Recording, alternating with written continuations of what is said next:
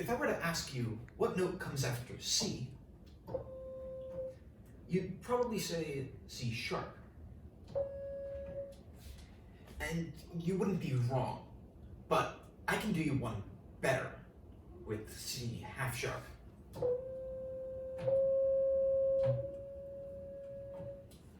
But what does it mean to just take half of a sharp?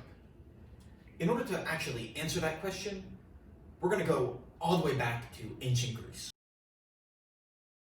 So just as a little heads up before we begin, this episode is going to contain a lot of math. It is going somewhere. I think in order to really appreciate the 24-tone system, you need to understand where it comes from. And by doing this, you'll also learn where the 12-tone system comes from.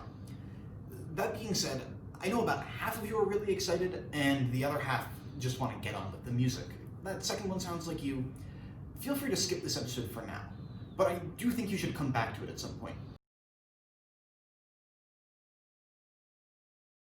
So, one day, about 2,500 years ago, Pythagoras, the ancient Greek mathematician, was just, chilling out, lounging around, and he heard these beautiful noises coming from a nearby smithy. And, it was just normal clangs of metal, but they sounded different than normal. He went over to investigate, and he saw that there were actually a few different blacksmiths, and each one was pounding away at a piece of metal with its own unique size.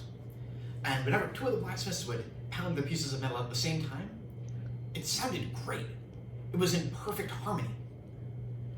So he sat around, he investigated, he wanted to know why did they sound so nice, and eventually he figured out that the lengths of these pieces of metal had nice ratios. Maybe one was 1 cubit long, one was 2 cubits long, and one was 3 cubits long.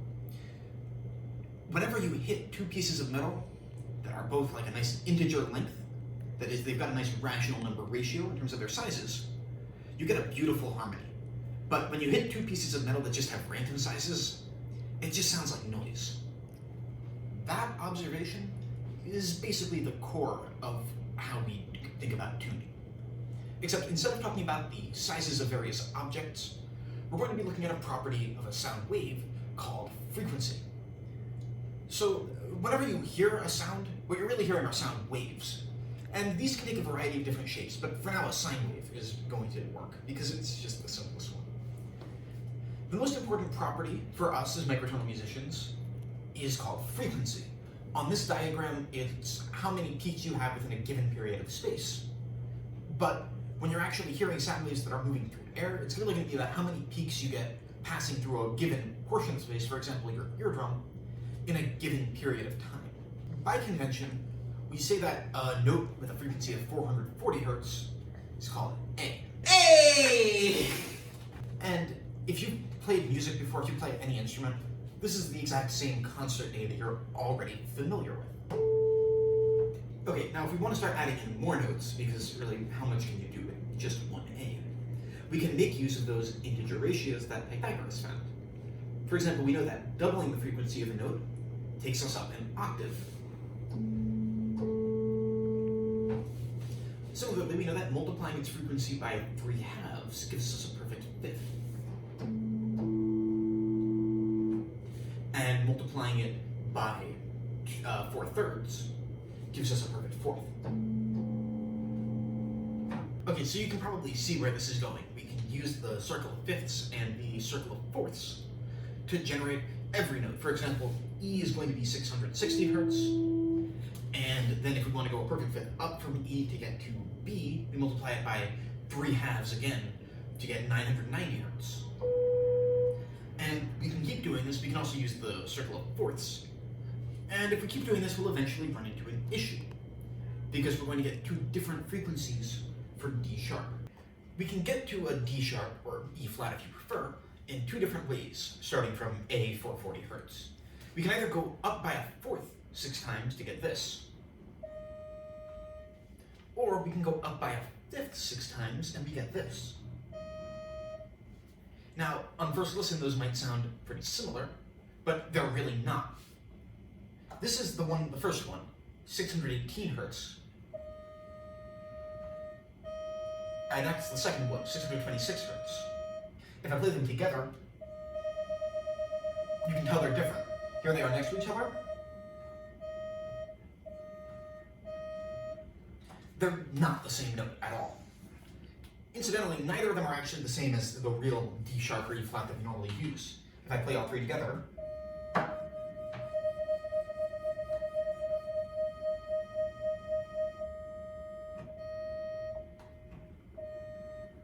you'll hear that the real one that we use is kind of somewhere in the middle. So where did that come from? And how can it be that we've just kept everything perfectly in tune and somehow it fell apart? I can't give a great philosophical reason for why that is. It's a purely mathematical phenomenon. But the fact remains that you can't have a consistent tuning system if you're going to keep all of the intervals perfect. And so we've devised sort of a bit of a compromise. In order to make sure that the system is consistent and that you can play in every key, we kind of fudge the harmonies a little bit with what's called 12-tone equal temperament. To make this compromise, we devise a new interval, the semitone. This is, of course, just the interval between an A and an A sharp. And we want there to be 12 of these semitones in an octave. In order to do that, we calculate the ratio that we need for a semitone, and it turns out the frequency ratio is the 12th root of 2 to 1.